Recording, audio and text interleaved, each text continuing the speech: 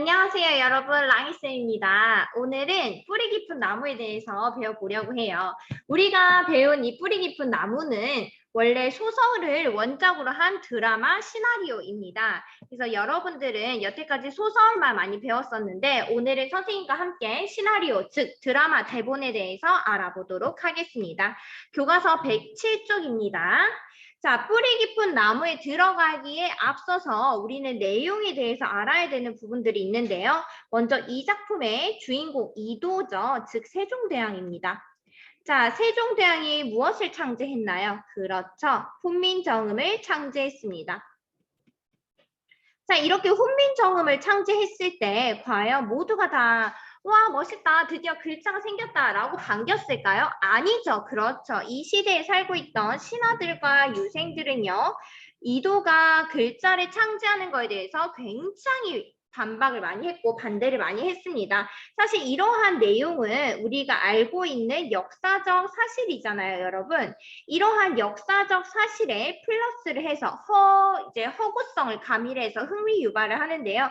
이 허구적인 요소들 중에서 하나가 바로 대립되는 인물 중에 밀본이라는 세력입니다. 밀본 정기준이라는 세력이 등장하는데요. 이러한 세력들이 이도가 훈민정음을 창제하는 거에 대해서 반대를 하고 계속 모든 이도의 일들을 방해하는 인물들로 등장을 합니다. 자, 그 전에 앞서서 이 이도의 이야기를 하려면 세종대왕의 아버지는 누구인가요? 그렇죠. 태종 이방원입니다. 자, 그리고 태조 이방원의 아버지는 누구죠? 네, 맞아요. 태조 이성계죠. 자, 태조 이성계가 조선을 건국했습니다. 누구와 함께? 정도전이라는 인물과 함께 조선을 건국했습니다. 사실 실제적으로 조선의 모든 설계는 누가 했습니까? 그렇죠. 정도전이 했습니다.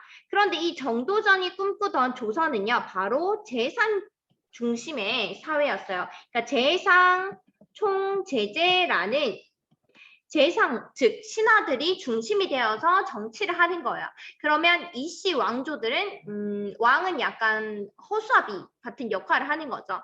이러한 내용을 보고 이방원, 즉 태조 이성계의 아들인 이방원이 용서를 할까? 절대 용서 못하죠. 우리 이씨 집안을 뭘로 보고 이렇게 하면서 정도전을 처단합니다. 정도전을 처단하죠. 정도전이 이방원에게 죽임을 당하게 됩니다. 자, 그리고 나서 태조 이방원에게는 아들이 3명이 있었는데 첫째 양녕대군이 있었어요. 근데 양녕대군이 굉장히 세자로서 바람직하지 못한 행동들을 많이 해서 결국 폐위가 되고 둘째 아들은 승려가 됩니다. 그리고 셋째 아들인 이 세종, 즉 이도죠. 이도가 왕이 되는 거죠. 자, 그리고 밀본이라는 세력의 정기준이라는 인물은 사실 정도전의 조카입니다. 정도전의 남동생인 정도광, 그쵸? 정도광의 아들이거든요. 근데 이 정기준은 자신이 양반인데 이 양반의 신분을 속이고 뭘로 활동을 하냐면 백정, 가리온이라는 역할로 신분을 숨기고 활동을 합니다. 즉 이도가 하는 모든 일들을 방해하는 그런 인물이 되겠습니다. 먼저 우리가 살펴볼 작품에서 첫 번째 이야기는요. 훈민정음을 창제하는 이 이도와 신하들, 유생들 간의 논쟁이 되겠고요. 두 번째 이야기는 이 가리온이라는 인물이 등장합니다. 이 가리온이 바로 누구다? 일본의 정기준의 조카 정기준이죠. 그래서 이 인물이 등장해서 세종이 만든 글자를 이제 알고 나서 이거를 반포를 막으려고 하는 장면이 묘사되어 있습니다. 자, 이제 교과서로 들어가서 여러분 함께 내용을 정리해 볼까요? 자, 이제 교과서로 넘어와서 교과서 107쪽 내용 보겠습니다. 자, 여기서 봐서 알겠지만 이 제16부의 대본을 볼 건데요. 씬넘버 13부터 17은요. 글자 창제에 반대한 이들을 설득하고자 하는 이도의 노력이 드러나고 씬넘버 55부터 59는요. 새 글자의 위력을 알고 글자 반포를 막으려는 반대파의 모습이 드러나는 이야기입니다. 자, 앞부분 내용 줄거리 한번 보겠습니다, 여러분. 자, 주인공 이도죠. 이도는요, 왕이 백성과 직접 소통하는 나라를 만들고자 노력합니다. 그 노력으로 만든 게 뭐예요? 문자를 만들죠. 자, 그러나 이것은 국가의 근간을 뒤흔드는 일이라 생각하는 이 4대부들. 자, 이도와 반대되는 인물 전부 다 세모 표시할게요. 4대부들 때문에 어려움을 겪죠. 그는 반대를 무릅쓰고 지편적 몇몇 학자들과 비밀리에 우리 글자 훈민정음을 만들죠. 훈민정음을 만드는 일을 진행합니다. 그러다 그 사실이 알려져서 유생들에게 극렬한 반대를 받게 되죠. 자, 제16부 시작합니다. 씬 넘버 13. 요거를 씬 넘버 13이라고 읽는데 여기 시나리오의 특징 중에 하나예요. 자, 광화문 앞이죠. 낮입니다. 자, 해강이 맨 앞에 앉아 있고 뒤에 유생들이 앉아서 전하하면서 시위를 하고 있어요. 조선시대의 신하들은 자신들의 의견을 피력하기 위해서 항상 전하하면서 반대를 했었는데 여기서도 그런 모습이 등장하고 있네요. 우리 글자 창제에 극렬하게 반대하는 유생들과 신하들의 모습을 볼 수 있습니다. 자, 순간 광화문이 활짝 열리면서 내시와 궁녀들이 의자와 궤도 등을 들고 와 시위하는 유생들 앞에 놓습니다. 이게 뭔가 싶은데 이때 이도가 걸어 나와 해강 앞에 앉죠. 자, 경비를 서고 있던 채윤도 그런 이도를 의아하게 바라봅니다. 여기서 등장하는 해강이란 인물은 역사소 식재 인물이 아니라요. 유생들 입장을 대표하는 역할을 하는 사람입니다. 전하, 어찌하여 성리학을 버리시고 성리학은 중국의 송나라 때 주희라는 인물이 체계화한 유학 이념입니다. 예를 보면 여러분 이렇게 돼요. 유교가 이렇게 크게 있고 그 중에 일부분이 뭐다? 성리학이다. 이렇게 생각하시면 됩니다. 자, 조선의 통치 이념은 유교를 바탕으로 만들어졌죠. 자, 유교를 성리학을 버리시고 스스로 이적이 되려 하십니까? 이적 뜻이 뭐예요? 그렇죠. 오랑캐가 되려고 하냐? 이렇게 얘기했더니 이도가 얘기하게 합니다. 조수, 허명, 글자 만드는 일이 어찌하여 성리학을 버리는 일인지부터 논하도록 하자. 논쟁을 해보자는 거죠. 누군지 나와서 자유롭게 이야기하라라고 이야기합니다. 자, 반대 세력을 권력으로 억압하지 않고 민주적으로 설득하려는 이도의 모습을 볼 수 있어요. 사실 세종의 아버지인 태종 이방원 같은 경우에는 자신의 의견을 듣지 않으면 죽여요. 칼로 이렇게 들이대. 너 내 말 들을 거야 안 들을 거야 이러면서 협박을 했다면 세종 같은 경우에는 논하죠. 논쟁을 합니다. 자, 그래서 상대의 의견을 존중하지만 자신의 의견이 이렇게 논리적이다라는 것을 알려주려고 하는 그런 민주적인 모습들을 보여주고 있습니다. 자, 여기서 컷 보이죠? 컷은요 시나리오 특징 중 하나인데요. 이 컷은요 영화나 드라마에서 각 장면을 구분하는 점이에요. 그러니까 단순히 화면과 화면을 붙임으로써 한 화면에서 다른 화면을 빠르게 전환하는 편집 양식인데 여러분들도 TV에 보면서 이런 거 봤을 거예요. 왜 갑자기 스텝이 나와서 컷 이렇게 하면서 이렇게 슬라이드를 치잖아요. 그거와 동일한 거예요. 자, 그래서 다음 장면이 나오죠. 이도의 궤도에 쓰여 있는 무자라는 글자 앞에 해강이 서 있습니다. 자, 해강이 이렇게 말하죠. 중국의 한자는 그냥 글자가 아니었고 그 자체가 유학의 도이며 개념이옵니다. 라고 이야기하고 있어요. 자, 싸울 무자에는 창과 그치다라는 두 개의 글자가 들어있대. 즉, 싸울 무라는 한자에는 창과라는 한자와 그칠지라는 한자가 결합이 되어 있다는 거죠. 이도가 이렇게 쳐다봐요. 그랬더니 즉, 싸울 무자에는 자, 그 자체로 싸움을 그치게 하라는 의미와 싸움을 하지 않기 위한 싸움이라는 유학의 도가 들어있대요. 즉, 싸움을 그치게 하라는 의미, 싸움을 하지 않기 위한 싸움이라는 두 가지 의미가 들어있다는 거죠. 자, 여기서 주목해야 될 점, 한자의 특징이 나옵니다. 한자 싸울무에 담긴 의미를 이야기하면서 한자는 하나하나의 글자가 언어의 음과 상관없이 일정한 뜻을 나타내는 표의 문자죠. 여기서 봐봐. 자, 싸울 무자잖아요. 싸울 무라는 게 바로 음이야. 그런데 얘가 가지고 있는 뜻은 뭐예요? 다르죠. 음과 뜻이 달라요. 이게 바로 표의 문자가 되겠습니다. 자, 헌데 다른 이적, 오랑캐의 글자는 이런 도가 있을 수 있습니까? 이렇게 했더니 이도가 말을 하지 않아요. 점점점 말하지 않아요. 근데 여기서의 말하지 않는 거는 당황하거나 할 말이 없어서가 아니야. 이미 이도는 해강이 한 말을 예상하고 있었던 거죠. 예상하고 있었고 자신이 이것을 반박할 생각이 있어요. 반박할 내용이 있음. 그래서 여유롭게 듣고 있는 거죠. 여유롭게 이야기를 듣고 있습니다.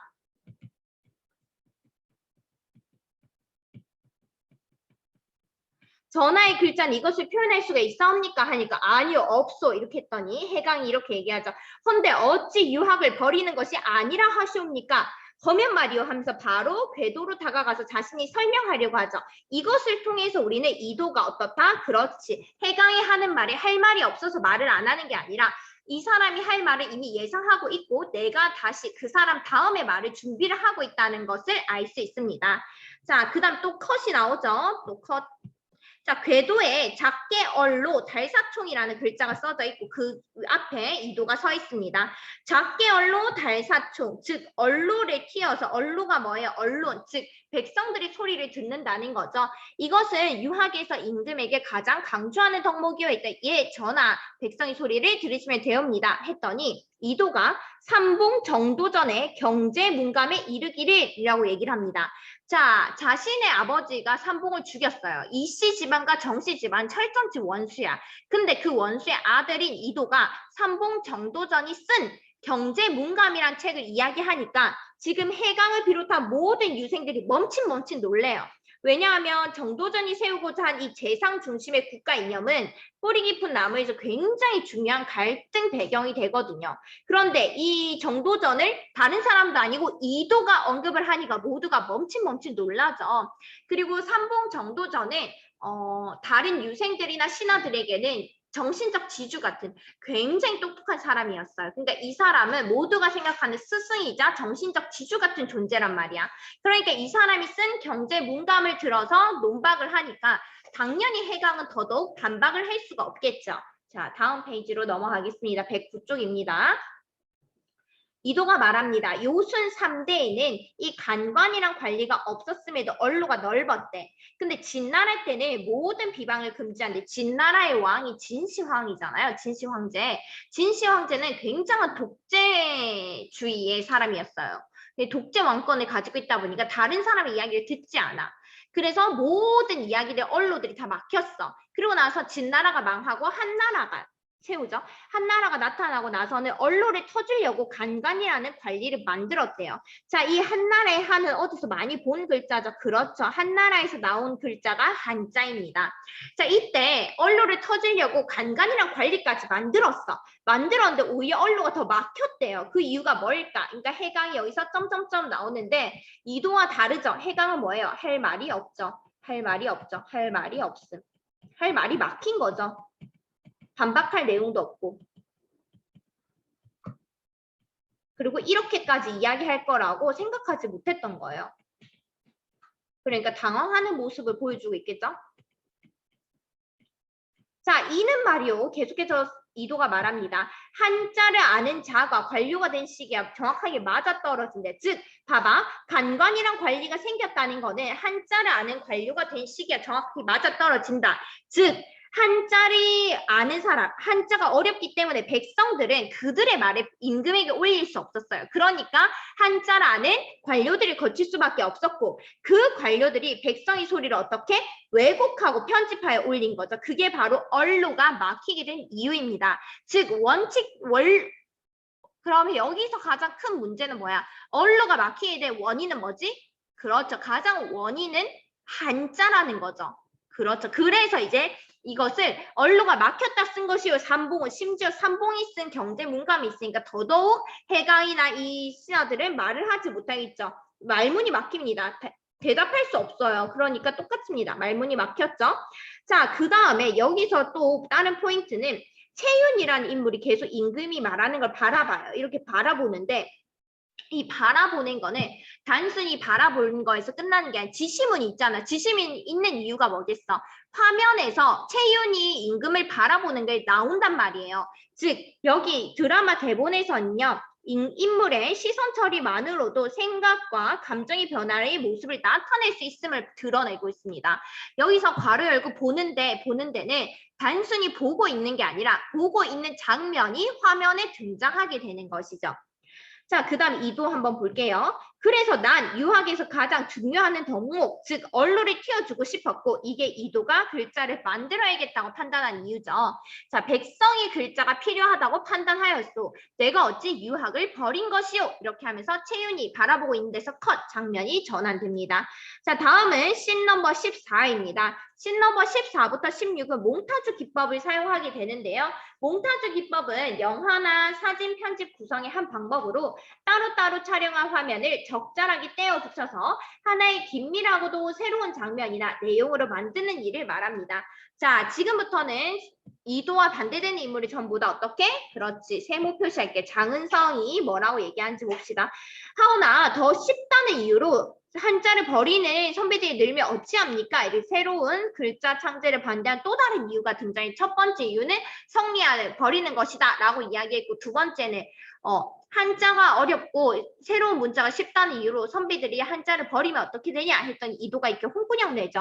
선비란 배우는 것이 직업이다. 더 쉬운 것이 있다요. 한자를 배우지 않는다면 그것은 선비의 탓이지 백성이 글자를 만든 내 탓도 백성의 탓도 아니다. 그래서 컷 다음 넘어갈게요.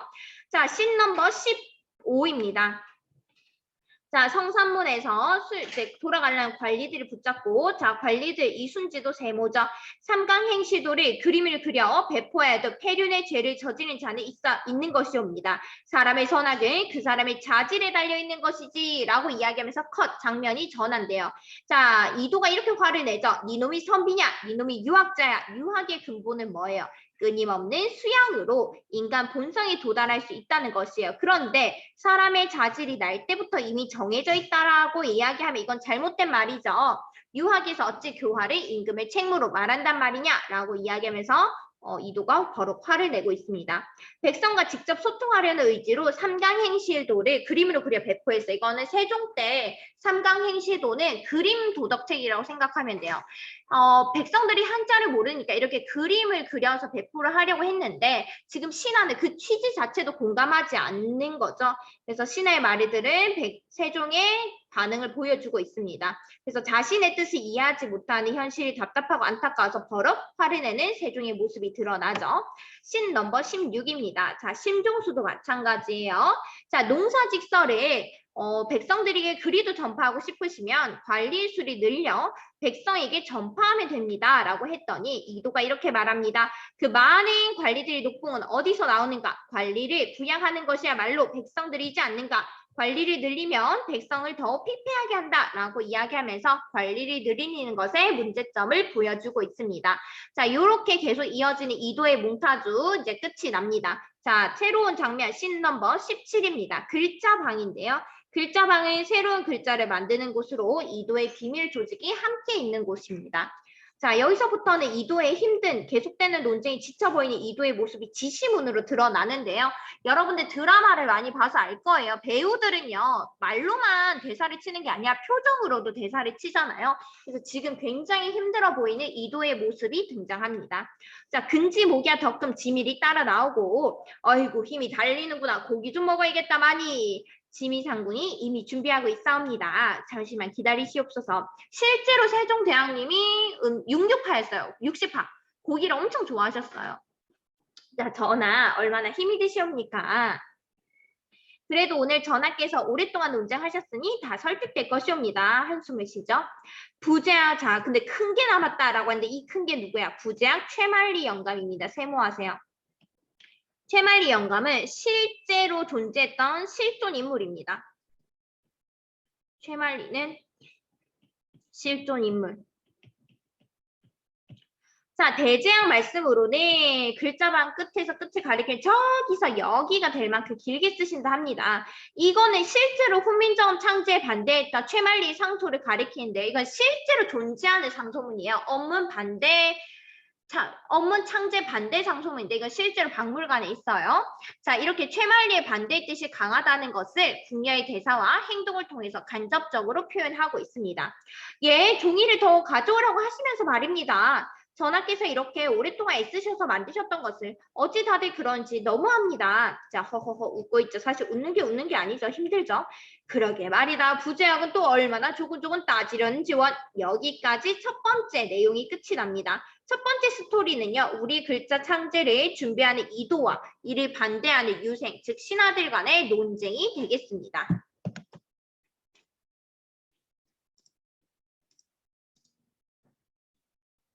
자, 이제 두 번째 이야기로 들어가 보도록 하겠습니다. 자, 생략된 부분 줄거리 먼저 확인해 볼게요. 사대부가 국가의 근본이 되어야 된다고 생각하는 비밀 결사 조직 밀본. 이게 제가 얘기한 그 가상의 존재들이에요. 자, 자신들의 입지를 높이기 위해서 재산 총제재를 관철시키려고 하죠. 이를 위해 세종의 사람들이 모여있는 이 집현전을 없애는 것이 필요하다고 판단됩니다. 그래서 이 밀본의 중심 인물이 가리오는요. 세종의 세 글자를 반포로 허용하는 대신에 집현전 폐지를 요구하는 거래를 계획합니다. 자, 원래 정치란 거 하나를 주고 하나를 받는 거야. 집현전은요. 세종의 사람들이 있기 때문에 집현전을 폐지해서 세종의 사람들이 없어지면 세종의 권력은 왕권은 점점 약해지겠죠. 그걸 노린 거야, 가리오는. 그래서 세종이 세 글자가 뭔지 모르겠지만 그래 본인이 하고 싶다니까 반포 허용해줘. 설마 한자보다 위대하겠어? 라는 세종을 약간 무시하는 거죠. 하겠어, 해줘. 대신에 집현전 폐지를 요구해야 된다. 이렇게 거래를 준비를 합니다. 자, 두 번째 이야기 씬 넘버 55 반촌 한 구석이인데요. 이 반촌은요 백성들 중에서도 가장 최하층이니 백정들이 살아가는 공간입니다. 한가는 지금의 한씨 놈이란 뜻이에요. 한씨 사람이죠. 한가놈이 옆에 가리온도 한가놈이 바라보는 곳을 보는데 땅바닥에 쪼그리고 앉아있는 이 개파이와 연두가 나뭇가지로 뭔가를 쓰고 있어요. 개파이는 여진족 사람인데요. 지금의 그냥 외국인이라고 생각하시면 되고요. 연두는 어린 여자아이입니다. 이 둘 다 당연히 문자를 모르겠죠. 근데 얘네 둘이 나뭇가지로 막 뭘 쓰면서 놀고 있어요. 자, 다음 페이지로 넘어가 보겠습니다. 자, 개파이가 손바닥으로 흙을 지우는 새로 쓴다. 가르페이. 그리고 그 앞에 연두가 쓴 글자도 보이죠? 나는 밥을 먹는다. 라는 글자가 있어요. 가리온이 지금 놀라서 쳐도 얘가 가리온이야. 얘가 한가예요. 자, 가리온 놀라 쳐다보죠. 글씨 보여요? 가르페이. 나는 밥을 먹었다. 이렇게 문장을 쓰고 있어요. 자, 한가놈도 믿기지 않죠. 개파이는 자기 이름 쓰고 연두는 이 글자가 뭐예요? 세종이 만든 글자입니다. 만든 글자. 이 글자로 문장을 쓰고 있습니다. 이럴 때 쿵. 자, 이 쿵은 실제로 입에서 나는 소리가 아니야. 세 글자를 실제로 모르고 있던 가리온이 그 실체를 알고 충격을 받는 모습을 대사 없이 지시하는 부분이에요. 대사 없이 드러나도록 지시하는 부분입니다. 이틀 만입니다. 이게 뭐냐? 내 이름이다. 어떻게 읽는 것이냐? 가르페이. 진정 이틀 사이에 이거 굉장히 중요한 말이죠. 지금 이 개파이와 연두라는 인물은 문자를 전혀 알지 못하는 존재들이에요. 그래서 이 존재들이 어떻게 이틀 만에 문자를 쓴 거예요. 자, 배우는데 오랜 시간이 걸리는 한자와 달리 이 세 글자인 한글은요. 배우기 쉽고 쓰기 쉽다는 것을 알려주고 있습니다. 자, 가리오는요. 글자 창제에 대해서 대수롭지 않게 생각했어요. 근데 이를 알고 굉장히 큰 충격을 받죠. 자, 이렇게 놀라고 있는데 연두가 옆에서 뭘 쓰고 있어요. 가리온이 고개를 돌려서 연두가 쓴 것을 보는데 바닥에는 다음 글자가 적혀 있죠. 어떻게? 진정 이틀 사이. 이거 방금 가리온이 입으로 한 얘기죠. 가리온이 한 말을 연두가 받아 적습니다. 즉 글자를 모르던 인물들이 글자를 익혀서 사용하는 모습을 보여주죠. 그럼으로써 백성들이 글자를 배웠을 때 상황을 더 직접적으로 드러내고 있습니다. 한가놈이 놀라죠. 아니 이럴 수가 이러니까 어찌 그러는가 이렇게 이야기를 합니다. 지금 본원이 하신 말을 그대로 쓴 것입니다. 본원이 누구예요? 가리온을 이야기하는 거죠. 자, 본원이 하신 말을 그대로 쓴 것입니다. 진정 이틀 사이에. 그래서 깜짝 놀라죠. 꽝 하는 효과음이나 음악이 드러납니다. 한가놈과 가리온이 받은 충격을 효과적으로 표현하기 위한 방법이 되겠습니다. 자, 여기서 가리온의 한인 대사 잘 기억해 주세요. 너무 중요합니다. 말한 것을 그대로 쓸 수도 있고 쓴 것을 그대로 읽을 수도 있다. 자, 즉 이도가 창제한 우리 글자가 표의 문자와는 다른 표음 문자란 걸 알 수 있어요. 표의 문자는 한자를 얘기하죠. 표음 문자는 한글을 이야기합니다. 자, 표본 문자이기 때문에 말소리를 그대로 글자로 표현할 수 있어서 문자로서의 파급력이 굉장히 크다는 것을 알 수 있습니다. 자, 씬 넘버 56 반촌내 도축소예요. 도축소가 어디예요? 그렇죠. 가축을 도축하는 장소죠. 자, 가리온이요. 탕자에 망연자실하게 앉아 있습니다. 지금 한가놈의 표정도 굉장히 심각해요. 세 글자의 실체를 알게 된 이들이 놀라서 망연자실한 상황을 행동과 표정으로 나타내도록 지시하는 문장이 되겠습니다. 가리온이 깜짝 놀라서 이렇게 얘기합니다. 모든 사람이 글자를 쓰는 세상에 대해 생각해 본 적 있는가? 예.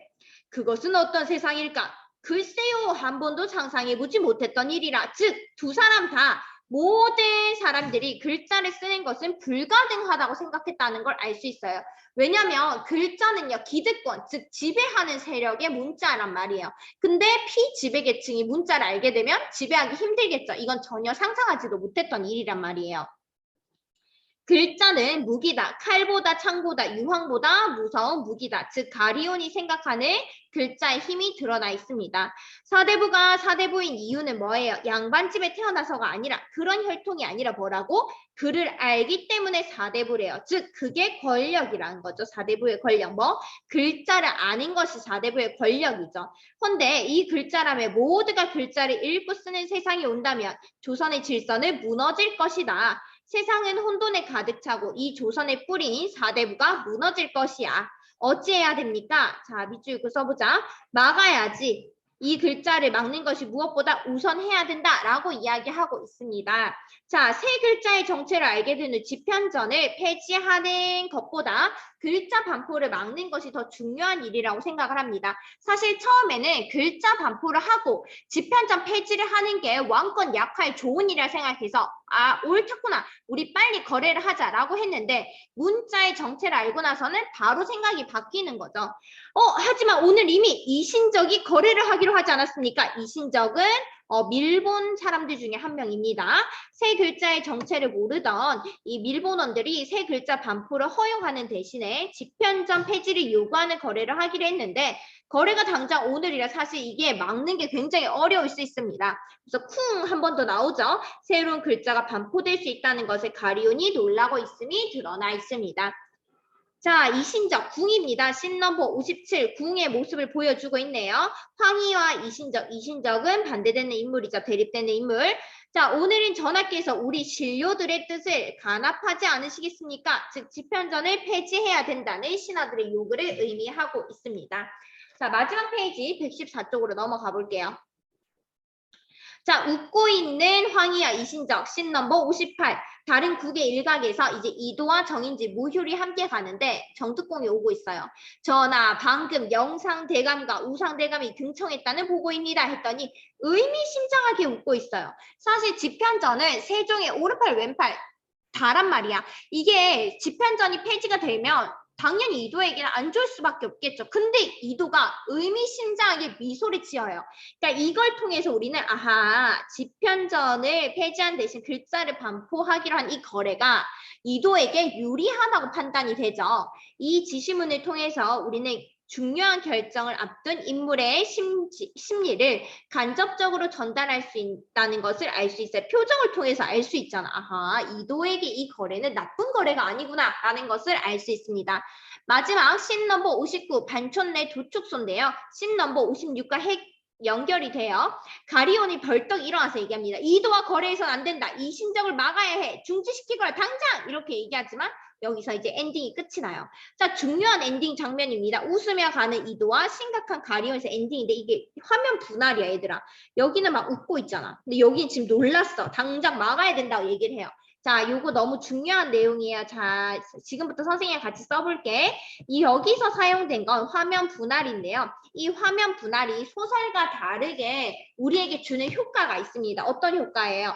자, 시각적 방법을 통해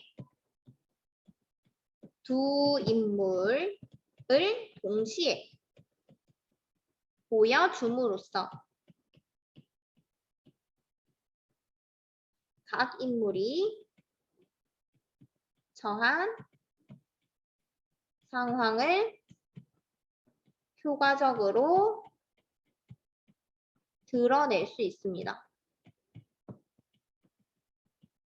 얘들아 이거 너무 중요해. 너무 중요해. 특히 우리 반. 자 얘들아 이거 선생님 우리 좀 있어 기말고사 치서 기말고사에서 반드시 외워야 하는 내용이에요. 중요합니다. 잘 기억해 주십시오. 자 여기까지 내용이 끝이 나고요. 자 이제 뿌리 깊은 나무 내용 정리 한번 해보도록 하겠습니다. 자 갈래는요 시나리오 드라마 대본이고요. 성격은 사실적입니다. 후미정음 창제와 반포를 둘러싼 갈등이 드러나고 있죠. 갈등 뭐였어? 첫 번째 갈등은 유생들과 신료들 신하들이었다면 두 번째는 누구였어? 그렇지. 가상의 인물 밀본과의 갈등이었습니다. 시간은 조선 태종부터 세종 때, 공간은 주로 조선 초기 군갈 및 반춘이 되겠고요. 주제는 소통을 통해 새로운 정치를 준비하고자 하는 왕 이도의 의지, 그리고 훈민정음 창제와 반포에 담긴 애민, 백성을 사랑하는 마음이죠. 사상입니다. 특징은 역사적 사실을 바탕으로 하되 왕과 대립되는 가상의 비밀 조직 밀본이죠. 이걸 만들어서 굉장히 재미를 더했습니다. 두 번째, 이도의 성장과 과정, 본의 열정을 개성적으로 형상화하여 임금의 세종의 인간적 면모를 부각시키고 있습니다. 자, 다음 이거는 너무 중요한데요. 바로 시나리오의 특징입니다. 시나리오의 특징 어때요? 자, 영화나 드라마 상영을 목적으로 하고 있죠. 장면 단위, 씬 넘버를 기본 단위로 하고 있고요. 시간과 공간, 등장인물 수의 제약이 적어요. 자, 이 제약은요. 뭐랑 예를 들냐면 얘들아.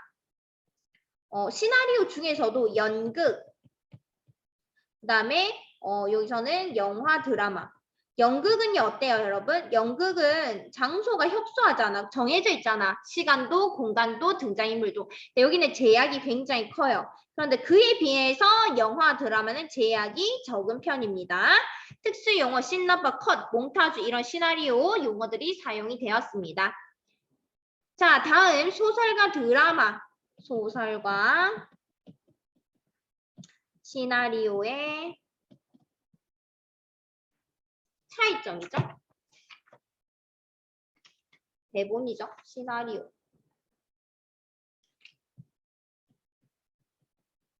차이.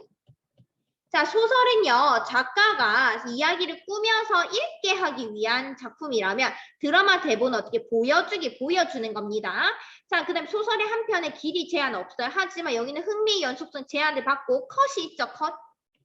컷 단위이기 때문에 굉장히 짧아요. 자, 그 다음에 서술, 묘사, 대화 등을 표현한다면 드라마 대본에서는 대사, 행동, 화면 효과, 효과음 등으로 표현을 하고 있다. 이 차이도 중요하니까 잘 기억해 주시고요, 여러분들. 자, 그러면 다음은 선생님이랑 학습활동 115쪽으로 넘어가 보도록 할게요. 교과서 115쪽입니다.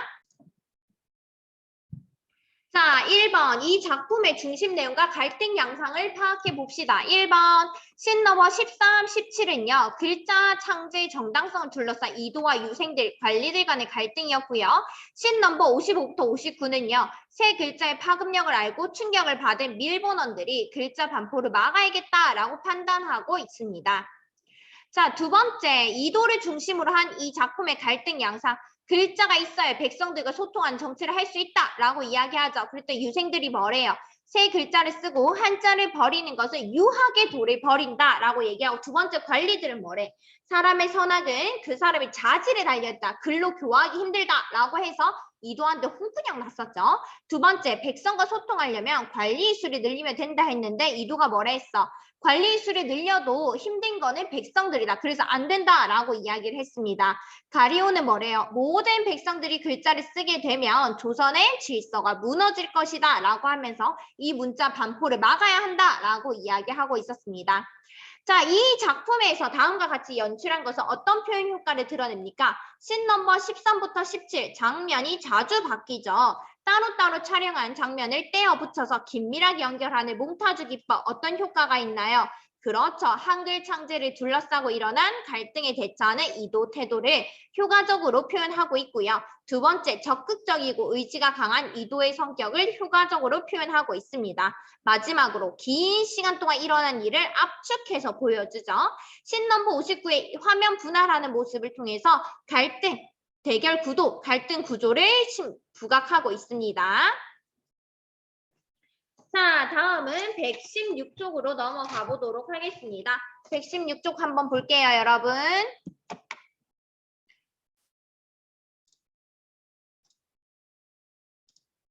자, 116쪽에는 이렇게 글이 등장을 하고 있네요. 선생님이랑 같이 이 매체에 따른 차이점을 한번 볼게요. 먼저 소설인데요. 소설 씬 넘버 55부터 56의 내용입니다. 한번 같이 보도록 할게요. 자, 골똘한 최말리의 표정을 보던 심종수는, 이 심종수가 사실 소설에서는 소설의 제일 큰 악역이에요. 그 대립되는 인물인데 우리 드라마에서는 밀본이라는 새로운 악역이 등장했죠. 자, 최말리는 초조함으로 바짝 마른 입술을 손바닥 쓰다듬었다. 새 글을 만들어지면 10년 안에 세상이 바뀔 것이야. 아무리 그렇게 하겠습니까? 정인지도 밝혔듯이 새 글자가 만들어져도 28자일 뿐입니다. 수천 년을 내려온 수만 자가 넘는 대국의 문자를 금방 만들어진 28자가 어찌 감당하겠습니까? 한강에 물 한 바가지를 붓는 것과 같습니다. 했더니 이제 글은 사대부의 것이 아니라 학문 또한 사대부의 전유물이 아니다. 그것은 무슨 말씀이십니까? 글만 익히면 세상 천지에 학문한 자들로 넘쳐날 것이다. 종놈들은 시종학을 한다고 나설 것이고 장사치들은 상역을 한다 할 것이고 갑바치들은 피역학을 한다고 나설 것이다. 그뿐만이 아니다. 무지렁이 농군이 송사에서 이치를 따질 것이고 세상의 모든 자들이 자기 이익을 주장하고 나설 것이다. 그렇게 되면 학문하는 사대부가 갈 곳이 어디 있겠느냐라고 이야기합니다. 여기서는 실제로 백성들이 문자를 썼다기보다는 어떤 장면을 보여주고 있나요? 그렇죠. 예상하고 있죠. 이렇게 해서 문자를 쓰는 내용이 나올 것이다 라고 내용을 정리하고 있습니다. 자, 그러면 정리해보자. 원작 소설에서 어떤 내용이 등장해요? 그렇죠. 백성들이 글자를 배웠을 때 상황을 가정하고 상상에 기대어 말하고 있습니다. 자, 그런데 씬 넘버 55, 56에서 실제로 글자를 배워서 사용하는 인물이 등장하게 되죠. 형식 면에서도 보자. 형식 면에서는 어떤 부분이 나오나요? 인물의 심리를 직접 서술합니다. 하지만 55, 56에서는 효과음, 지시문, 대사 등으로 인물의 상황을 드러내고 있죠. 자, 다음 내용 정리해볼게. 각색의 효과. 내용 면에서는 백성들이 글자를 배웠을 때 상황을 직접 드러내게 하죠. 그래서 글자 반부를 더 실감나게 드러내고요. 그 다음에 형식 면에서는 감정을 감각적으로 표현하고 있어서 더 쉽게 표현하고 있습니다. 어렵지 않죠? 내용이? 마지막, 뿌리 깊은 나무를 소설로 읽었을 때랑 드라마를 시청했을 때 느낌이 어떻게 달라요?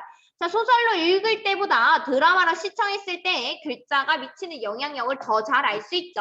소설을 읽을 때보다 드라마로 시청했을 때 백성들이 글자를 배우는 상황에 대해 사대부들이 불안감을 더 실감할 수 있고요. 마지막, 드라마보다는 소설이 훨씬 더 상상하는데 내용의 여지가 훨씬 더 크죠. 그래서 우리가 소설로 된 작품을 영화로 만들면 약간 실망하는 경우가 많잖아. 왜? 내 상상보다 덜 하니까. 그런 장단점들이 있습니다. 자, 여러분들 이렇게 우리의 수업이 끝이 났습니다. 그래서 여러분들 기말고사 열공하시고요. 여러분들 충분히 잘할 수 있어요. 내용 어렵지 않으니까 포기하지 않기. 오늘도 수업 듣는다고 고생 진짜 많았어요. 우리는 다음 시간에 또 만나도록 하겠습니다. 여러분들 기말고사 열심히 공부하시고요. 공부하다 모르는 거 있으면 언제든지 선생님한테 질문하기. 수고하셨습니다. 오늘 수업 마칠게요.